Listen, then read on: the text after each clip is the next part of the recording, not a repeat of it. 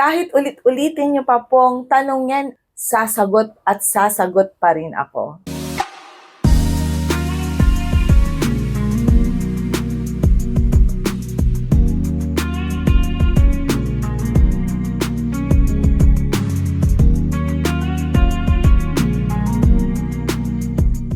Hi everyone, Crisel Morales here. Welcome back dito sa ating YouTube channel. Medyo nag-rest tayo ng konti, but here we are for another content. And maraming salamat po sa mga comments ninyo. And may mga nag-chat din sa Facebook sa akin telling na na-miss daw po nila ako. Wow naman, ang sarap pong pakinggan yung mga ganong comments. And thank you so much for the trust. And thank you so much for believing sa mga contents natin. And yes, as what I've said a while ago, kahit pa ulit-ulit po ninyong tanungin, sasagot at sasagot pa rin ako. Yun nga lang po, may mga comments na talaga namang sa dami ng mga comments, hindi ko lahat nababasa, hindi ko lahat nabibigyan ng panahon because I am also a very busy person. But whenever I have really the time, and I'll make sure na makikater ko talaga yung mga katanungan ninyo. And so here we go for the first question. Okay, the question is, why was my credit card application declined? Okay, so bakit nga ba nadi-decline ang ating mga credit card application? Number one reason, it could be incomplete or inconsistent information. Number two, insufficient monthly income or annual income. And number three, low or poor credit history. Those are basic reasons kung bakit nadidecline ang ating mga credit card application. Ang nangyayari kasi kapag nakikita o na-evaluate ni bangko at nakita yung mga factors, yun yung mga bagay na nagkukos ng prevention of the grant of credit card or the approval of credit card. Kaya kung minsan we have to be very careful, we have to make sure that we fully and completely accomplish the application form, and lahat ng mga tinatanong or hinihingi ni bangko dapat nabibigay natin. And then kailangan din pag nag-a-apply tayo ng credit card, tignan natin kasi meron yung required annual income. Oo. So, attachment yon. Halimbawa, kung si PNB Zelo Mastercard, naka-attach doon ang required annual income. For example, ang requirement niya is 150,000 annually. So, kailangan meron ka talagang maipakitang proof na 150,000 ang annual income mo. And of course, yung hindi properly filled out yung mga forms, also factor din yon. And yung low or poor credit history. Kapag meron tayong mga unsettled accounts in the past with other banks or with other lending companies, those are factors also kung bakit hindi na-approve yung ating credit card application. Another one is unstable job. Malalaman ba ni bangko na unstable ang trabaho ko or ang source of income ko? Yes, they will be able to determine kasi doon sa form, tinatanong kung anong work mo, di ba? Kung ano yung source of income mo, di ba? So, kapag ang nakalagay doon ay, for example, let's say online selling or a segunda mano selling, something like that. So, maari kasing, we are not judging, but maari kasing i-consider yun ni bangko na hindi stable job because on and off po yun, di ba? So, yun yung mga factors and many more factors that could affect our credit card application when it comes to the stability of our job. Number 2 question na katanungan ng karamihan sa inyo, what happens if I miss my due date? Okay, so ano nga bang mangyayari kapag na-miss ang due date? Na-miss natin ang ating mga due dates. Of course, the tendency will be merong mga incurred late payment fees, which is normal. Kasi I know that all banks implement that, yung late payment fee. Pero meron din kasi yung mga credit cards or mga bangko na nag-o-offer ng credit cards na walang late payment fee. So kapag ganun yung isa sa mga features ng credit card mo, maaari sigurong hindi ka nga ma-charge ng late payment fee. And another one, magkakaroon na ng interest. Anong ibig sabihin? So iba yung late payment fee, iba pa yung interest ng unpaid balance mo.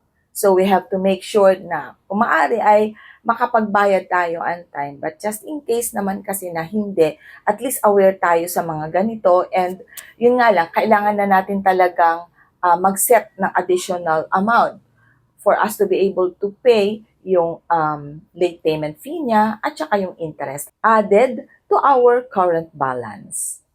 Third question, nakakaapekto ba sa record mo ang madalas na late payment?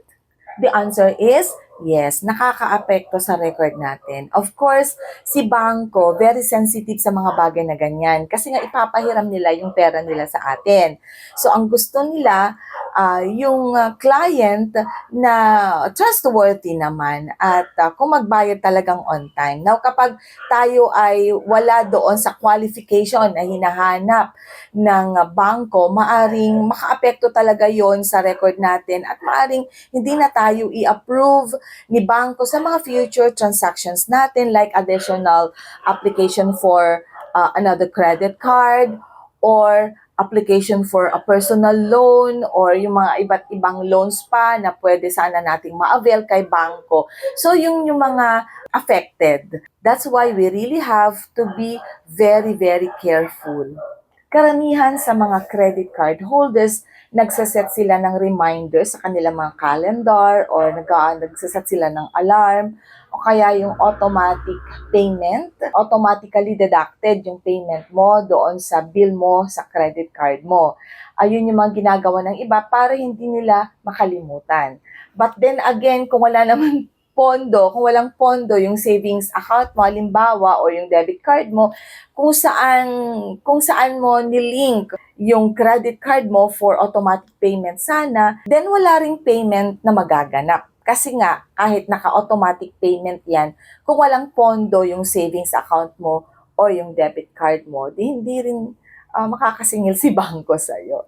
So, consistency is the key and proper managing of our bank accounts as well as our credit card accounts. Next question, how to really avoid high interest? Well, number one talaga na dapat nating gawin is to pay our total bill completely every month. Okay, so walang mintis at kompletong babayaran ang kabuuan ng credit card bill mo. With that, walang interest na i-charge si bangko sa'yo. Walang late payment fee. So, walang interest. And another important thing to always take note of is to monitor our spending. Kailangan tayong maging good managers of our credit cards. It is a part of being a good manager to monitor our spending. So, meron naman tayong mobile application. Doon natin i-track ang ating mga transactions, ang ating mga spending. Doon nakikita natin kung magkano na ang nagastos natin out of or nagamit natin out of our credit limit.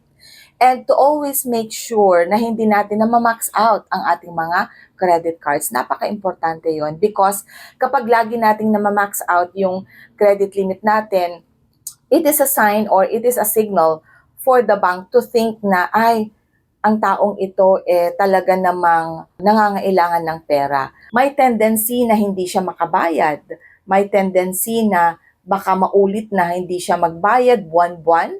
So, yun yung mga kinakatakutan ni bangko sa ating mga clients nila. But then again, if we show that we are trustworthy and we are responsible and good managers of our credit card accounts, then I believe maraming benefits ang pwede nating i-enjoy sa mga bangko natin, especially sa ating mga credit cards.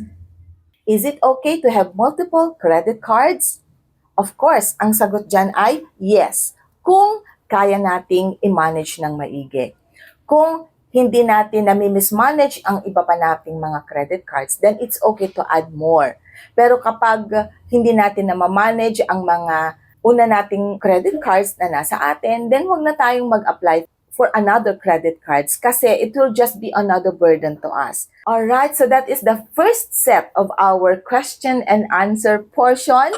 Okay, I know na marami pa kayong mga queries, but then again, we will have another video next time and I'm pretty sure that I will cater yung mga katanungan ninyo. So, if you have additional questions, please drop your queries sa ating comment section and I'll go over them. And you can also message me or DM me sa aking Facebook page. Yan. But please, bago kayo pumunta sa ating Facebook page, mag-comment naman kayo sa baba ng mga videos na pinapanood ninyo para ma-boost yung ating content at makita o mapanood naman ng iba. Especially those who are really searching for knowledge or information in managing their credit cards, it will be a big help for them. And for me na rin po.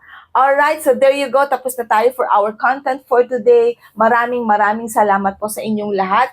Those who tuned in sa video natin for today, maraming salamat. And doon po sa mga dumadaan lang na hindi pa po nag-subscribe, mag-subscribe naman po kayo sa ating YouTube channel there. Okay, and always tap the notification bell para ma-update kayo sa mga upcoming videos natin. And please, panoorin ninyo ang mga shorts natin. Those are Crisel Morales creations. And those shorts, akala ng iba parang AI lang yan. Pero those are fully informed with knowledge and testimonies coming from me. Because I'm pretty sure marami kayong matututunan, marami kayong take away.